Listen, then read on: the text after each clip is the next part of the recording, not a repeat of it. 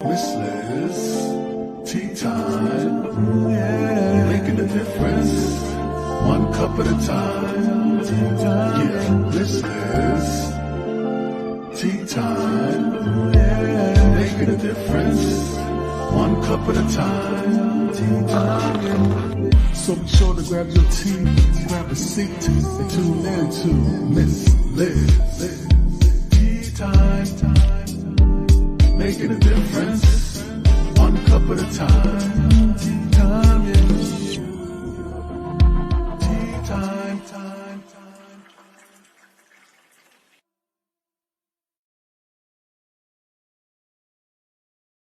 Well, welcome to Tea Time. That's right, Miss Liz is back. It is a new week, and we have two new tea times coming to you today, 3 p.m. and 7 p.m. Eastern Standard Time.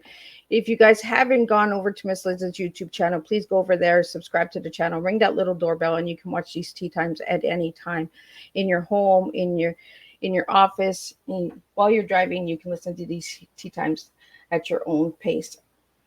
So today we have two friends in the house. So we have Paul and we have Larry in the house. And we're going to talk about Memorygram. So a little bit on Memorygram. I'm going to give you a little info on that. But before we get started, we're going to do the disclaimer and we're going to get started. And we have two incredible men sitting in the background. So we'll get them into the studio as soon as possible. Disclaimer for Miss Liz's Tea Time live show. Miss Liz myself is going live using StreamYard. Before leaving a comment, please grant StreamYard permission to see your name at StreamYard.com. Please be advised that the content brought forward for any Tea Time show hosted by myself, Miss Liz, is always brought forward in good faith. However, may bring forward dialogues and opinions that are not representative of my platform.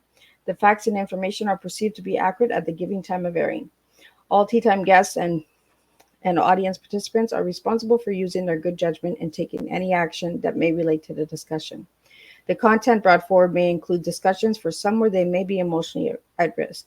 It is significant to know that this show is engaging in discussions forums only to offer and inspire awareness and connection and is not providing therapeutical advice. If you have any questions about the disclaimer or the panelist discussion, you may freely contact me, Miss Liz, through my email at bookingmissliz@gmail.com. Moving forward, should you choose to voluntarily participate in today's show in any aspect, I myself, Miss Liz, welcomes you. And should you decide that the show is not made for you at this time, I respect those wishes and will see you at a later show, a later date and time. And again, all Tea Time shows are done on Thursdays, 3 p.m. and 7 p.m. Eastern Standard Time. If you see a Tea Time on a Monday or Tuesday, it's a rescheduled Tea Time, or it's a surprise Tea Time that Miss Liz finds, because I'm always digging for some new content to come to the table. So now a little bit on Larry and Paul. In the heat of Memorygram lies a tale of two childhood friends, Paul and Larry, with a shared dream. As they grew up and grew older, they watched loved ones pass around them and saw memories that lost forever. Amazing stories, family traditions, life lessons, and even cooking recipes. Spurred by a passion to keep these memories alive, we embarked on a mission to create a space where stories weren't just told, but preserved through Memorygram was born. Memorygram's mission is simple: record and preserve precious memories. At Memorygram, they understand the bond of families and the stories that knit them together. Whether it's the laughter echoing from a long past family vacation, the pride in the grandparents' tale of time cannot comprehend, or the simple joy of everyday moments. They are committed to ensuring that these stories endured. With us, your family history isn't just remembered; it's motorized. I think I said that wrong. Ready to be passed on for generations. So let me get Paul and Larry in here, and they can tell us a little bit more on Memorygram. But before we get into Memorygram, we're going to get to know Larry and Paul a little bit. So let me pop in Larry and Paul. Welcome, guys. Hello. Hello. It is nice to have you guys here. So I'm going to start with Paul. Paul, who were you as a little guy, and who are you now as a grown guy? As a little guy, I was a little bit of a troublemaker, much like my son is now. Clever, but good-hearted. And now I think I'm quite the same. Maybe a little bit more mature, a little bit more responsible, and caring more about my neighbors and the people around me and my loved ones and family and friends. And so I haven't actually changed all that much. I've just emerged. I've matured, I guess you could say, evolved, if you will. So, Larry, same question. Who were you as a little guy and who are you now?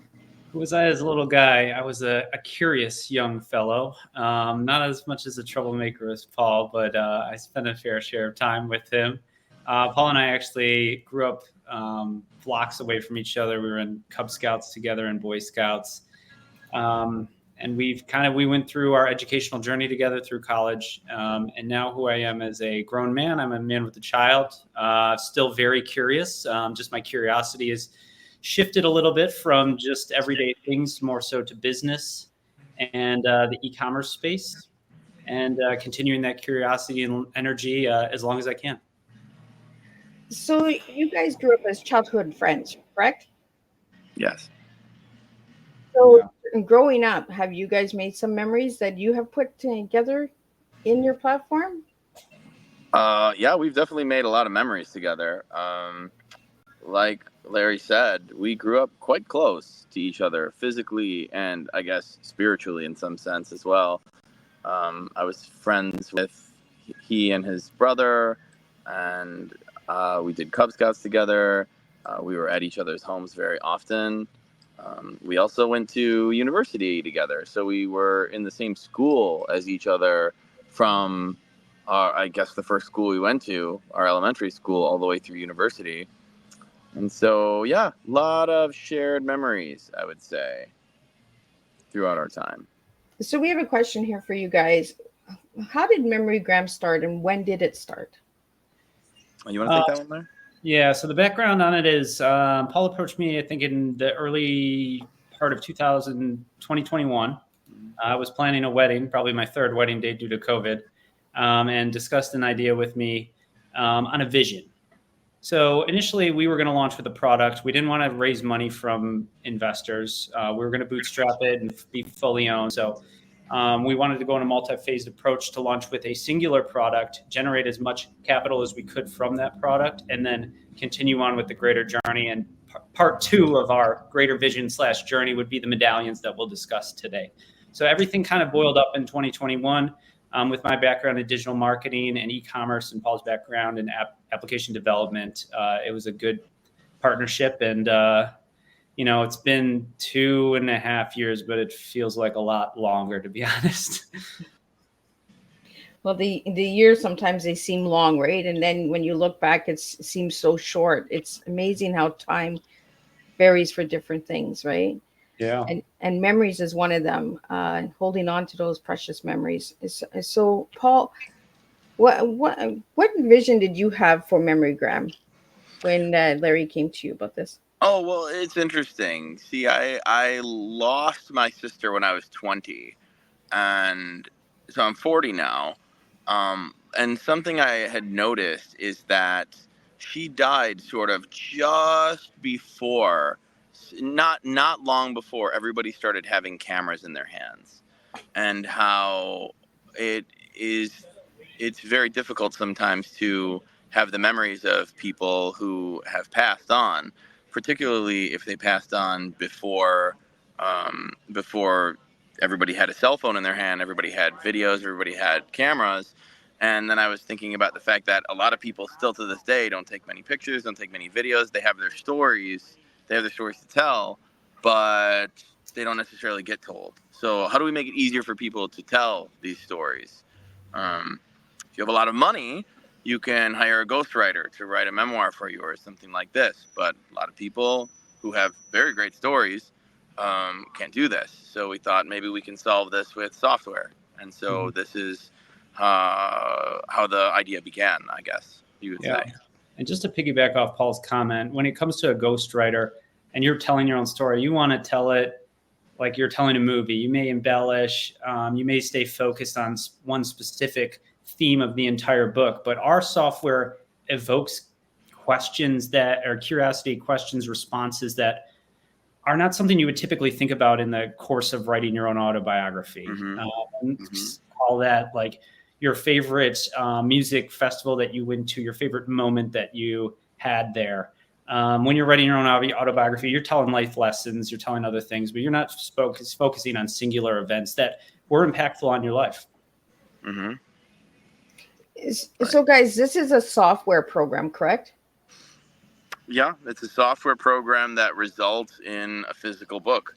I mean, that's how it started. If you're asking how Memorygram started, that was our first product, was the software that that facilitates people to write their story, which then gets put into a physical book of their stories and their photos along with it. So, Larry, how long does it take to process the book? It's an interesting question because we've had someone write their entire book in a month.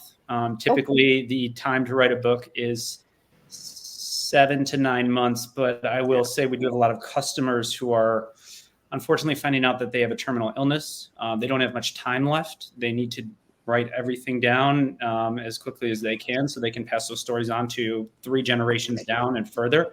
So if you're just going in and you just want to write a book, say that you were gifted for Christmas, chances are you're going to finish your book. I would say probably in like October, send it to print, and then you'll have it under the tree by the next Christmas. Right. Oh, wow. Yeah, it varies. It varies a lot. We have some authors who they've already written their story and they're just ready to go, and others who really take a long time. Sometimes they need more than a year, and we're happy to facilitate that in cases where someone needs more time. We are really happy to. We want to help people write their stories.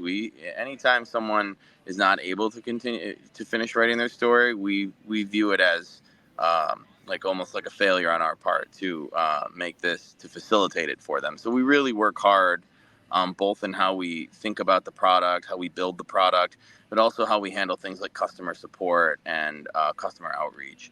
I think it's very important to us that people are feeling supported by us in writing their stories.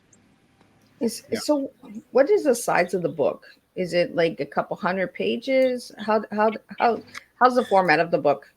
We allow up to 500 pages, but and beyond that, if someone wants to write more, we can print it in additional volumes.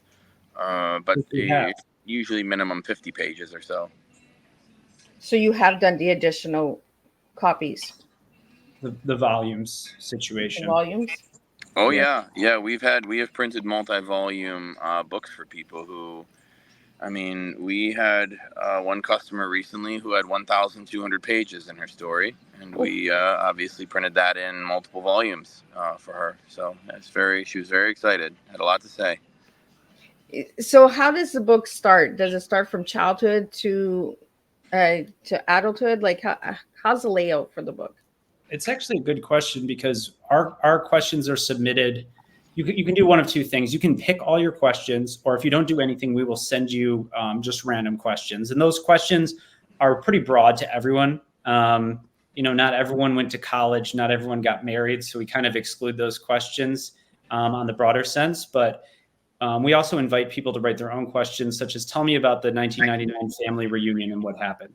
And in that case, you're writing specific stories about your life. And so it can get pretty granular on that end.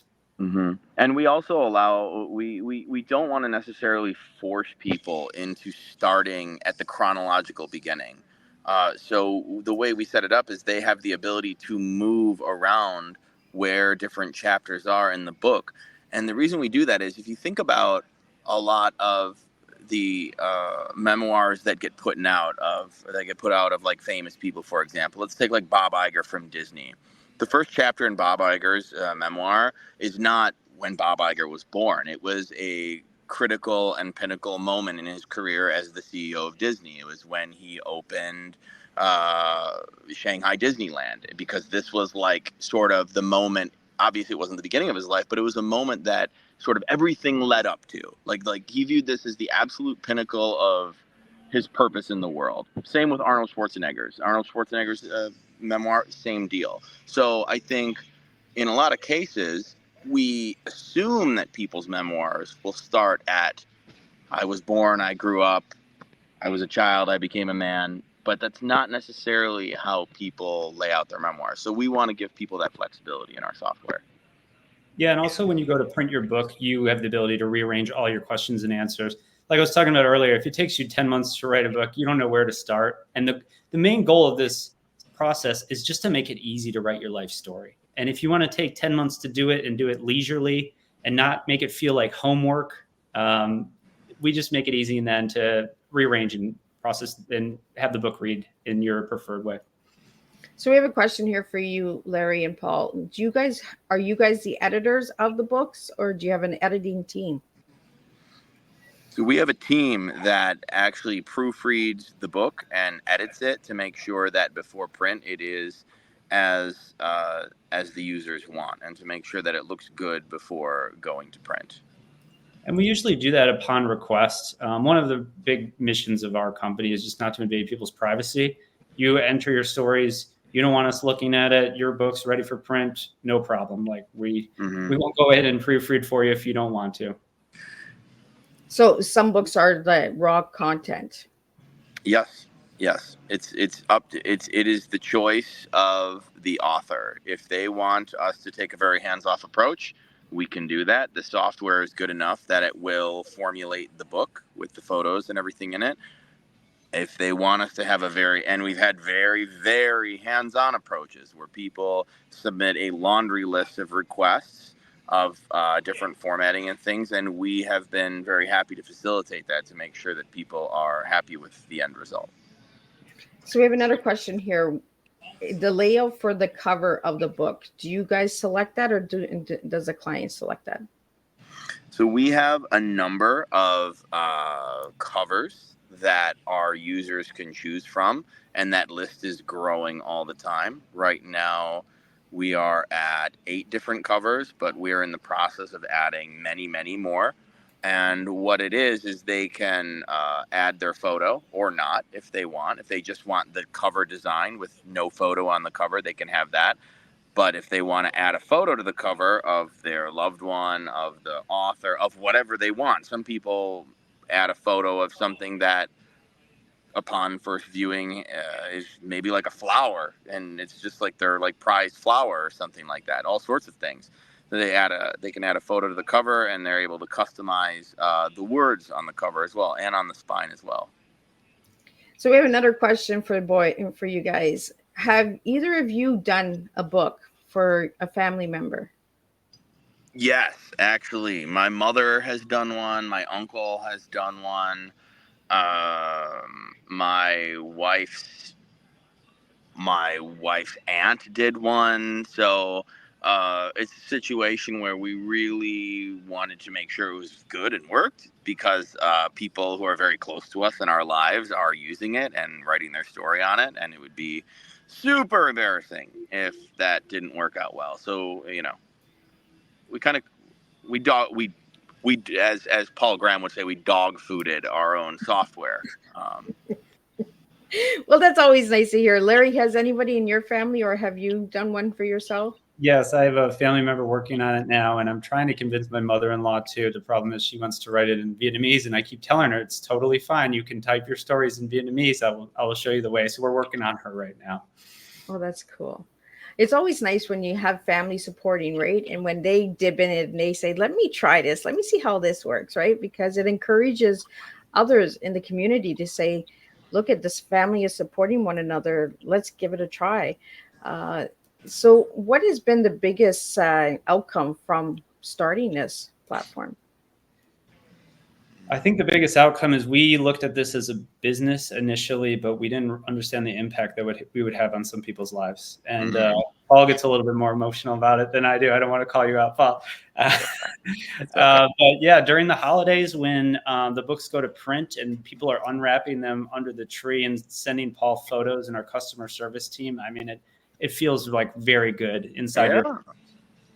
It's very fulfilling. It's very, very fulfilling when you see these people crying when they get their book, sort of tears of joy and tears of a lot of emotion in people when they get their book, when they get their mother's book, when they get their siblings' books. Like, it's really, I I always kind of I knew there'd be some emotion, but it's a very satisfying feeling as founding this company and doing the things that we do and providing this for people. Well, and that was one of the main reasons that I reached out to you guys, is because my grandma passed in November. And I was like, all of the memories when we got together for the service, it was like almost everybody forgot about her, you Mhm. know. And then I just put the word memory in, and you guys popped up, and I was like, oh my goodness, grandma, like thank you. Like you're bringing a message to me that I need to reach out to these guys and find out more. And when I need to find out more, I know my listeners want to find out more. So that's why they tune in to Tea Time. And they always like to see how Miss Liz brings different stories to the table.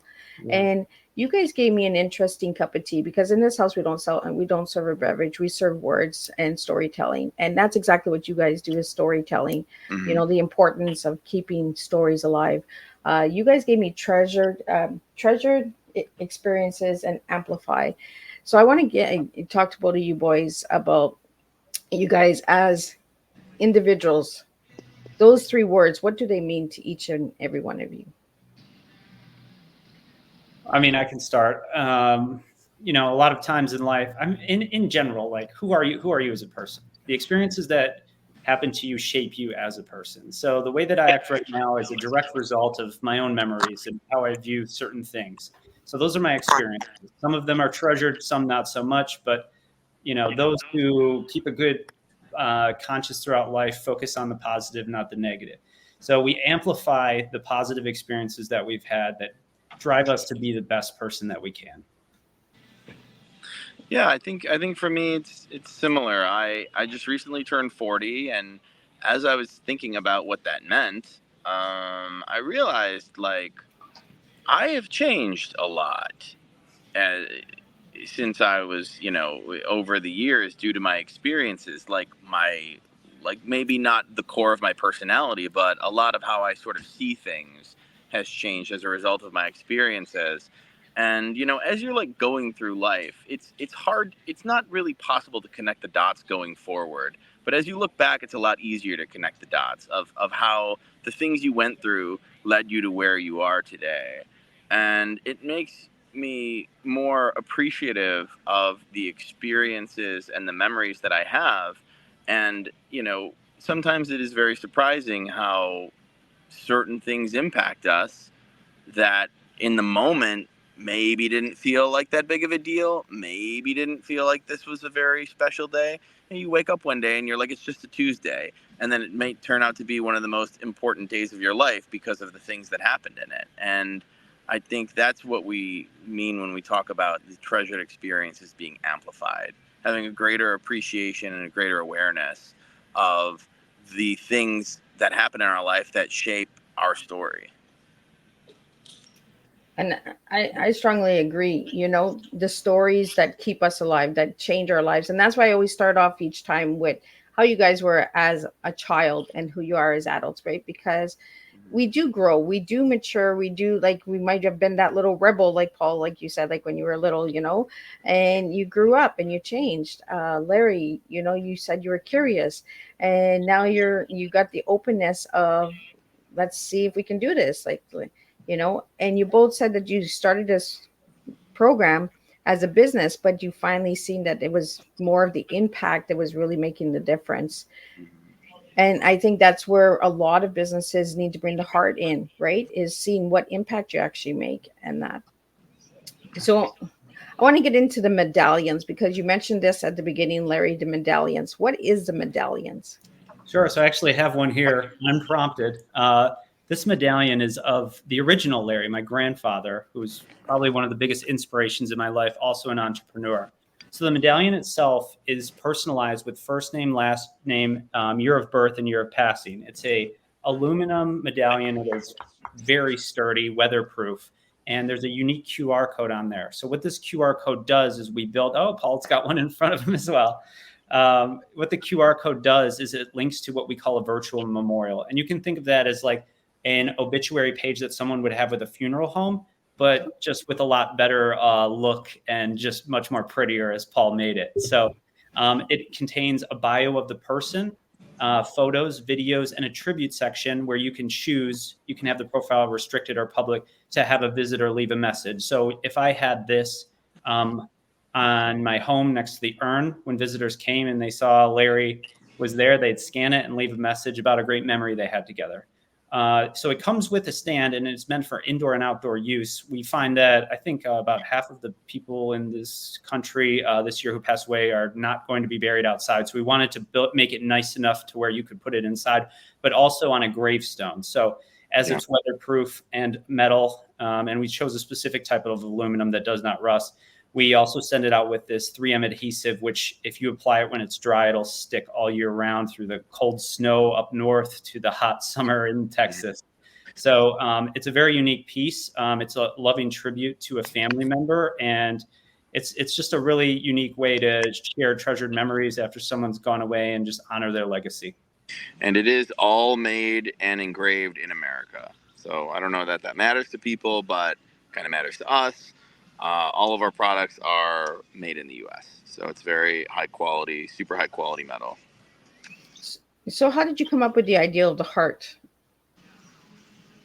So we had seen a similar product online, but it was nothing personalized. I think they were just putting first name, last name on a gravestone, and you just attach it with just a little scripture about the person. So just knowing our technical capabilities to build an app, the QR code seemed a little obvious to make it good in this digital space, the right product for this digital space. So we leveraged our app team that helped build the back end to the Memorygram software. And I think that we are the only product on the market doing first name, last name, QR code with a virtual memorial. At least I think, with the virtual memorial, we're the only ones using that personalize it currently.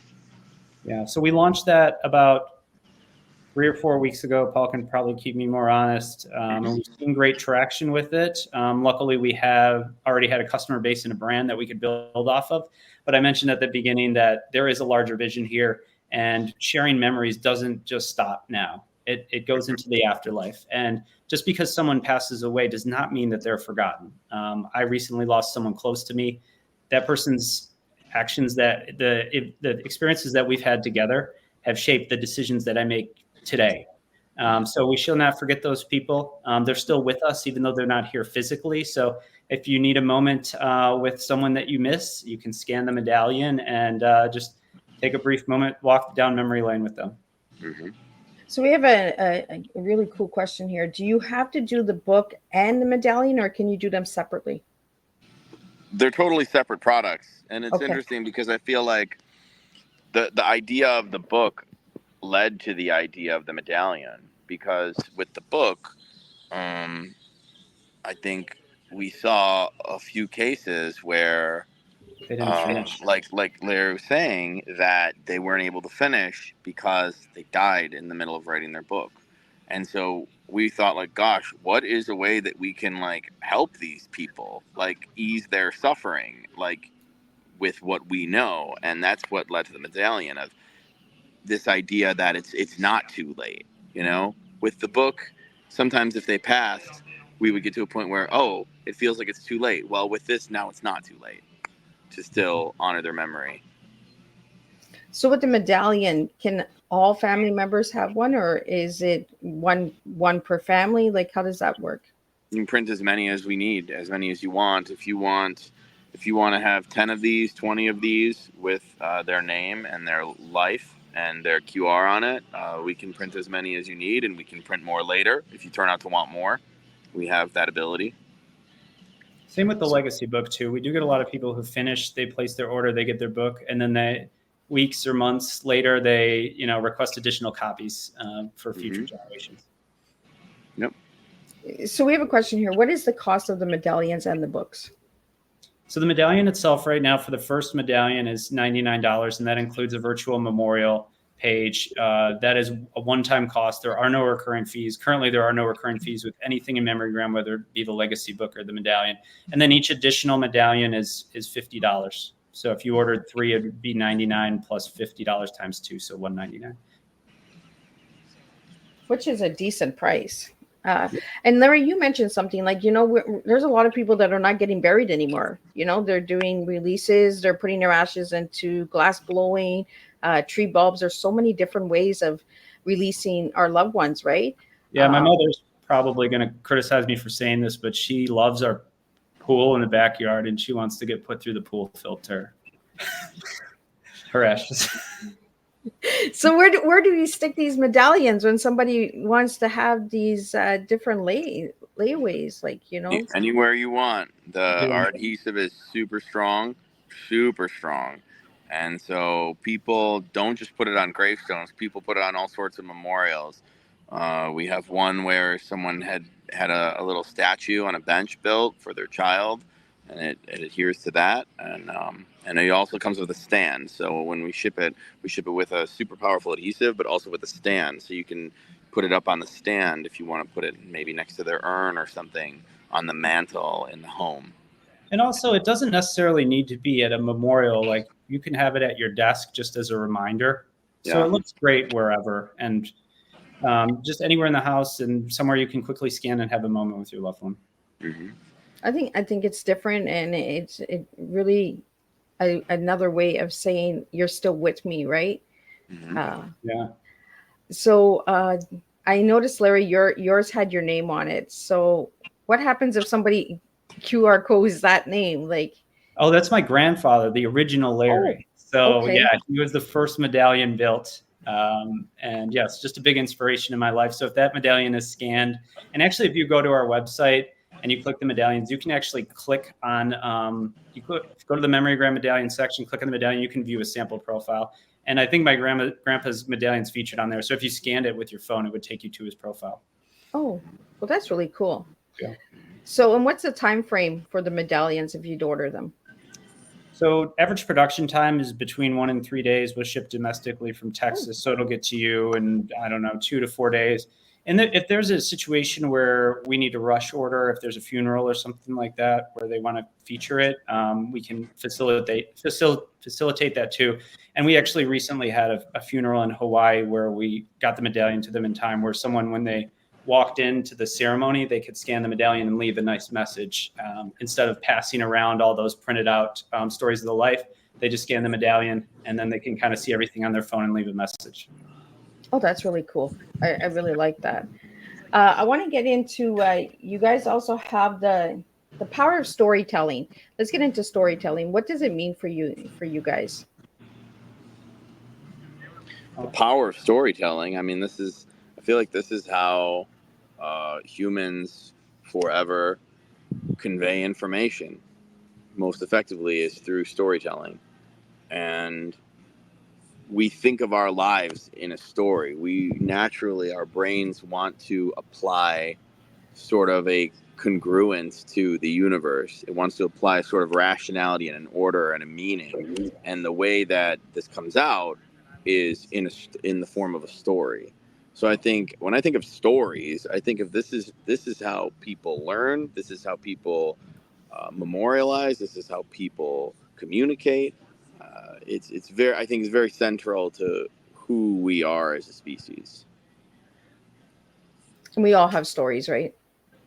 Yeah. Yes. And I think another big piece of that, what Paul was referring to, is we have a lot of elders who are in nursing homes or care facilities, and they're not necessarily spending a lot of time with other people. And there is a huge loneliness gap in that situation. So the act of reminiscing and storytelling is very good for them mentally, not only for recollection and avoiding things like early onset Alzheimer's, but just for overall mental health. Well, and I read a quote yesterday stating that the loneliness, elders, it's not about the loneliness, it's about the forgottenness, right? When they're in the retirement homes, it's how family forgets them. And, you know, sometimes it takes us losing them in order to remember them. Yes, exactly. So I want to get into the affiliates and influencers and sales partners. How does that work? Yeah, so we actually just launched that program in the last few weeks. So you can sign up to our site as an affiliate. Nothing is restricting you. There's really no vetting process as of now. So if you just wanted to sell a few medallions or a few books and make some extra money on your side, that would be great. So you'll just sign up as an affiliate or sales partner. You'll get a unique link. And when someone clicks that link and purchases, the sale gets attributed to you, and then we'll pay 20% commission on all sales. So, and that just started, correct? Yeah, it's about 2 or 3 weeks old. And how does that work, like for the influencers? So a lot of the recent ads have been funeral homes for the medallions. So on their website, when they offer ancillary products that is not core to their business, like a ceremony or something like that, check this out. We're a sales partner with Memorygram. They offer this great medallion. So then they would click their link, and then it would take them to our site, and then they would do the purchase process through us. And then the sale would get tracked, and then the commission payments are automatically paid to them through PayPal. And if it was just a influencer, they would, you've probably seen an influencer do their normal influencer thing and say, check out this medallion. It's amazing. Link in bio. And then someone would purchase through their unique link. So, and if anybody wanted to reach out to you guys, what's the best way to reach out to you guys? I'll let Paul answer that one. I guess the best way to reach out to us is via email at hello@memorygram.com is the best way. We also have a phone number at the bottom right of our website, the 512 local Austin number, during business hours. Yeah, you can call us 512-300-7034. Yeah. So, and Paul, you said there's a lot of family members that have done the book. So what was their outcome of the book? Their outcome was that they had a memoir that they'd written that they really, really cherished and enjoyed and shared with a lot of family members. I think there was some surprise at how many stories and how much they had to write. I think almost all of them underestimated how much they had to write. That was probably the most common theme, being that they thought, oh, I was going to write, I don't know, 100 pages, and I ended up writing 300 pages, because once that well of memories started being tapped, it was more and more and more and more and more. And they all ended up with books that were much longer than what they thought they would be, much more rich and robust with stories and memories from their lives. I think that was probably the most common theme. We have a question here. Has anyone ever done a recipe book? Yeah, absolutely. Some people, we've had a few people whose books essentially were recipe books, that it was just their mom's recipes and just a bunch of pictures of what the ingredients look like and the end result, and essentially making a cookbook that was a biography, like 20% biography, 80% cookbook. And they would add a little bit of flair to it of their own stories of, oh yeah, I remember this time that we made the beef stroganoff at I don't know, Thanksgiving, or it was maybe 4th of July, and so fell into the lake, and it was so funny, and yeah, that sort of thing. I think it's really cool because it has different layouts, right? So it's almost like a storybook, right? When you read a bedtime story, each book is different. Mm-hmm. Absolutely. So how young has your client been? Like the youngest that has done a book so far? Who wrote the book? Yeah. The youngest book author, I would say, was in her 20s. Okay. And she wrote a book about a mission trip.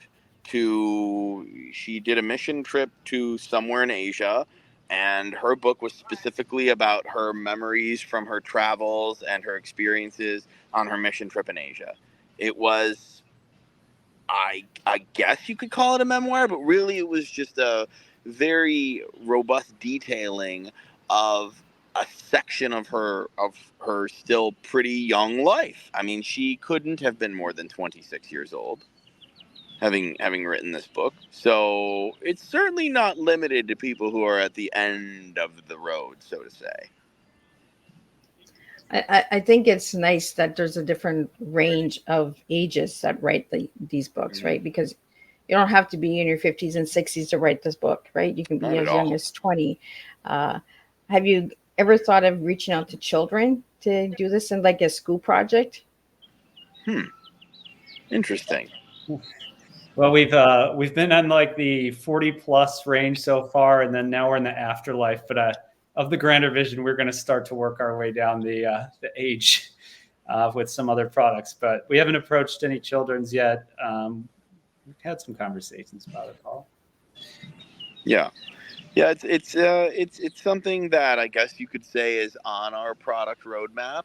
Right now, we're very focused on the medallions and expanding on that, on So what the capabilities in the medallion of those profiles and what can be done there. That's probably the most exciting stuff we're working on right now. And the reason that I ask that is because, like in class, sometimes they ask you to write a favorite memory or a grandma's recipe or something. Mm-hmm. If a classroom was put together, like, as a class experiment, or, get the children involved in the schools and that, and put a book together and kind of reach out. I'm all about education and kids and being different, right? So when I found you guys, I was just like, I used to tell stories, and my cousins would say, "Oh, how do you remember that about grandma? Like, how do you remember that about auntie and uncle?" And I was just like kid that paid attention to the elders. Um, and I think it's having different kids in different schools getting involved. I think it would be really cool. If it ever happens, let me know, because I'd be interested to see Well, what happens. I will say this, Miss Liz.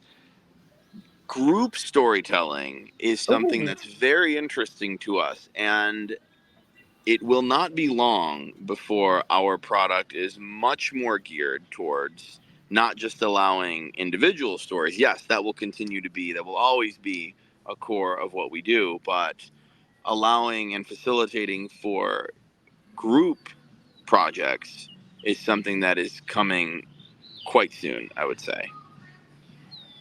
I like that. I like, because you get so many different stories, right? Mm-hmm. I just found this another amazing platform called the Talking Cards, where they have like questions that are similar to what you guys have on your platform, and it just gets a conversation going. And I think memories bring conversation. When you're at a get together, do you remember what grandma did? Do you remember what uncle did? Do you remember that joke that I heard when we were like 20 years ago? Like, the conversations. So when you and Larry and Paul, when you guys talk together, do you guys have these moments where you're like, hey, do you remember 20 years ago when we thought we would do this, but we're not doing this and we should be doing this? Like, When you work with someone that you grew up with, you're always talking about old stories. Yeah, Not yeah, just as learning lessons, as laughing moments. yeah, absolutely. Oh my gosh. Yeah, Paul's already putting his head down. He's like, Miss Liz, don't even go.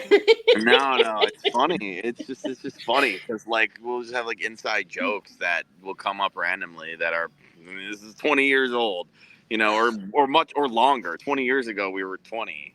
I mean, 30 years ago, even longer. I mean, it's incredible, really Well, you incredible. look back on life, right? And you're like, oh my goodness, I never thought I'd be here 20 years later. Nope, definitely not. Definitely not. If you told me I'd be living in Austin, Texas, doing what we're doing now, I wouldn't even know what to say. Probably wouldn't believe it, but here we are. So I asked you guys to give me words that describe yourself. So I got the words caring and sincere. So who gave me caring? Probably Paul. Why'd you give me that word, Paul? Because caring is cool, and I like it. I think I was on this big kick where it seemed like being aloof and nonchalant and disassociated and detached was sort of in vogue in society. And I thought, no, I think caring is cool. Being engaged is better. And so I think I do better as a person. I'm at my best and my best self when I care a lot. And when I care about what I'm doing and the people I'm doing it with and the people I'm doing it for. And so that's an important word for me as we sit here in 2024, caring is very important to me. And Larry, I'm going to guess you gave me sincere. I would guess so as well. Probably from the fact that I might be a little more serious than I need to be. Likely as a result of a business at this stage requires a level of sincerity. I'm also, I guess, very direct in my communication often. and I'll tell you how it is. Like, I will tell you genuinely how I feel about certain things, and probably with less of a filter than my wife would prefer. I like straight shooters. So you also gave me your colors, and you gave me green and white. So who's the green and who's the white? We're both green and white. We're Oh, Spartans. really? Yeah, Michigan State's colors are green and white. So we always rock the green and white. And, we look good in green and white, I would say. Oh, I like it. I like it. I thought maybe one of you guys one was white, one was green. But if you're both, so is it like your favorite sport team? Is it your kind, like why green and white? Yeah, that's cool. Where we it was the colors where we went to college and spent our college years together. Yeah. Started our educational journey as accountants turned entrepreneurs. So a big point in our lives that had a big impact on who we became as adults. If we have to pick who's green and who's white, I guess I'll be white because my motorcycle helmet is white, and I'm riding my motorcycle today, so I'm in a very white outfit. My shoes are white. Green is my favorite color, so I will take. There we go. There we go. I like how you guys pair together. You guys make a good, pairing. So what message would you have for anybody that's out there that's looking for something different? I'll start with you, Larry, and then I'll jump to you, Paul. Yeah, I mean, honestly, with Mother's Day on the horizon, and last 2 years, when we start marketing our product, we did get a lot of negative feedback, very reasonably, that stop marketing Mother's Day gifts to me. My mother passed away. It's very hard on me. Mm-hmm. This year, we have the medallions. So we do have a way to help someone whose mother is there and who has passed away, and to honor their legacy, celebrate who they are. So that's kind of my sales pitch for Mother's Day coming up. I think that this product is great for anyone, whether you're younger, which we just spoke about, whether you're older. There's never a bad time to start recording your life. Even at my age, I could write a book right now, and I'd probably write another one when I'm 60. So, your life experiences are a result of who you are and how you've progressed through life. So don't lose those memories. Record them and celebrate them, and teach other people what you've learned from those memories. Absolutely. So, and for you, Paul? Yeah, I would say, just because your mother may be gone doesn't mean you can't do something for her. I talked to my mom about my sister, and she, and sometimes she'll do things, she'll do things in her memory, and I'll say, why do you do that? What are you doing that for? She's like, because it's all that's left that I can do for her. And I said, okay, I understand you're in pain. I understand that you're trying to do whatever you can. And so I'm thinking about what we're doing. I'm like, yeah, this is something that if your mom's gone, Mother's Day is hard. This is something you can do that you actually can do for your mother. You can help honor her memory and her legacy using the Memorygram medallions. And I will say, I don't want to give too much away about it, but we do have some very interesting technology coming up with the medallions that will allow you to interact with your departed loved one in ways that even 5 years ago, no one would have even dreamed of to be possible. And that's not coming. Don't want to give too much away because it's still on the horizon, but that is something that's coming that will be available to all of our new and existing customers. Well, and that's the next question I have for you guys. So do you guys have any upcoming new layouts that you're going to be bringing to the table? I know you can't give too much away, Paul, but is there something to look forward to with Memorygram that people might not see anywhere else? For sure. So on the book side, we'll go books and then we'll go medallions. On the book side, like I said before, group storytelling is something that's very interesting to us. And in upcoming iterations of the product, group storytelling is going to be at the forefront of our new features in that product and service, to allow for groups of people to tell their stories in ways that quite frankly no one is doing right now, that will allow different groups. And there's all sorts of groups out here, clubs, fraternities, sororities, partnerships, that people want to be able to tell the story of a time. a certain time in their life, or a certain segment of their life, or a certain thing that they were a part of. And that is something that's coming very soon on the book side. Community too, right, Paul? What's that? Community groups. Community groups, yeah, all sorts of groups. I mean, the sort of groups that have reached out to us for group storytellings, it's unbelievable. Down to, a group of guys that go hunting in rural Oregon, and it's like a group of like 20 to 50 guys that rotated in and out of this hunting lodge, and they're writing their story of all the stories and all the crazy things that happened while they were out at the hunting lodge. And it's this totally informal group. It's not some formalized thing. You can't find them on the internet. You're never going to be able to look up this group, but they have this whole history and culture and their own way of doing things and initiation, all of this stuff. You would never find them. There's so many groups like that out there that want to, and where their members are getting older, starting to die, and where their memories don't need to be lost, and their families, their children are super interested in learning, what did Dad do when he was out at the hunting lodge every whatever winter or whenever they were hunting, and now they are getting that. So this group storytelling is the one piece. On the medallion side, I think that what we're building is going to make this a much more interactive experience than anything currently happening in the memorial space anywhere. And it will be a situation where basically you will be able to interact with essentially, in some sense, you will be able to interact with your lost loved one. And so that's the big stuff that's coming.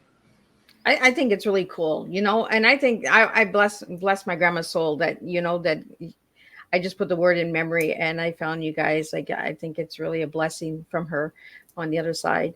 I'm going to be looking into the medallions because we're doing a double burial of my father and my grandmother in May. So that's why I asked you how long they take. So I have lots of time to get that done. So now on the medallion, on the QR code, the code, does that bring you to the obituary page? It brings you to their profile. So basically, if you go to, medallions.memorygram.com, will be check out that memorygram.com, then click the medallions button. Sorry. Yeah, and click the medallion. Thank you, Chris. and so if you do that, you can start building the profile. Okay. Before you even buy the medallion.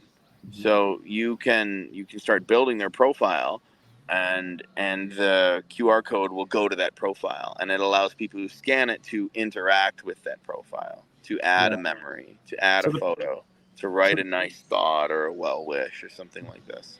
So the profile itself, creation is free. So if you go to our website on memorygram.com, direct yourself to the medallions, there will be a button to create the free profile. It's just you can't share it with anyone else until the medallion's purchased, but you get full setup privileges. And then basically what happens is when you receive your medallion with a unique QR code, you'll scan it with your phone, and then it will say, would you like to attach this profile with this medallion? So it'll attach when you receive the medallion. So it's a pretty seamless process. I think there was a blessing from my grandmother because, she always mentioned, don't forget me. And I think the medallion is her saying, don't forget me, because they can go to the gravesite and they can actually scan it and they can have that time with grandma and dad and that. I think it's really amazing what you guys are doing, and I can't wait to see what else is going to come about. If you guys do the thing with the school, please let me know because I'm really interested in that. I always love to hear how kids interact with, reading and learning, because there's so many different ways of reading and learning. So what final message do you guys have for everybody today? And how can people reach you again? We'll put that out again so we can get them over there. And the cost for the books and the cost for the medallions again. Yep. Go ahead. So final thoughts. It's never too late to tell your story. It's not that intimidating to write your story. A lot of people come to us and they feel like they need to write a book. I mentioned people are writing their books over 10 months, answering a question a week with a couple paragraphs. Anyone can do this. And when we have our group storytelling, a group can write an entire book with just a couple members, all your members submitting just 1 or 2 stories. On the medallion side, the profile setup is super easy. It's a lasting tribute. It's a celebration of legacy, and it's an honor. And on the pricing, our Memorygram Legacy book right now is $109. There are no recurring fees, I mentioned. So the medallion itself is $99 with no recurring fees. And you will get a book with your Legacy book purchase and a physical medallion, plus the virtual memorial with your medallion purchase. Well, thank you so much, Larry, for putting it out there. Paul, do you want to just spell out the website so everybody can jump on over there and check it out? We have a couple people on Instagram that are leaving comments and all of that that I can't get into this studio because it's separate districts and destinations.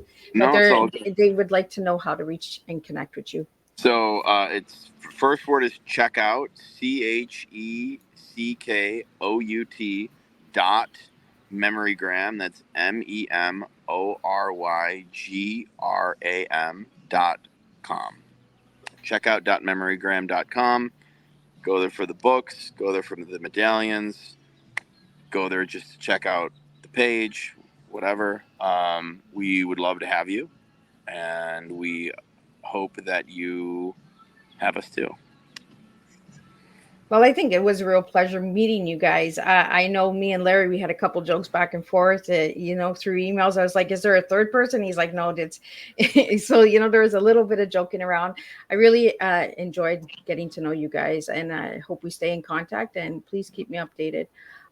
Again, if anybody would like to know more about Tea Times or Miss Liz, check Miss Liz's website at www.misslizsteatimes.com.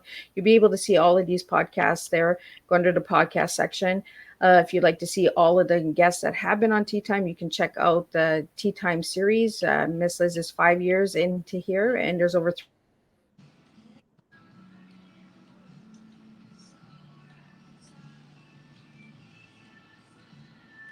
Did Miss Liz freeze? Oh, yeah, we have some crazy weather over here in Canada, and you guys are in the States. We have a lot of rain right now, and then tomorrow we have snow. Like, it's just that kind of way, right? So I really want to thank you boys for joining me, and stay in contact and let me know how things go for you guys.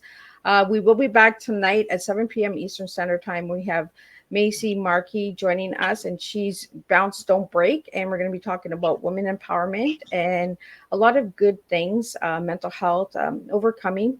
And again, my guest Connect, because she created greeting cards in order to survive for her and her. She was a single mom, and she survived through making greeting cards. You guys make books and medallions, and she makes greeting cards. So I think it's really amazing how my guests always connect and always join together in a different way. So we're going to wrap it up, and we're going to see you guys back here at 7 p.m. If you guys have any questions or comments, leave them in the section. If you're watching the replay, push #replay so that Miss Liz knows where you're tuning in, and I can give you a shout out and a thank you. And a special thank you to all of my supporters and collaborators that have worked with Miss Liz through the 5 years. Without you guys, we could not do this. So we're making memories, and who knows, maybe Miss Liz will write a Memorygram book with all of you guys in it with a little story. So you just never know where Miss Liz is going to go next. So until then, I'll see everybody at 7 p.m. Eastern Standard Time for the next Tea Time, and we'll serve another TEA with you all tonight. Bye-bye.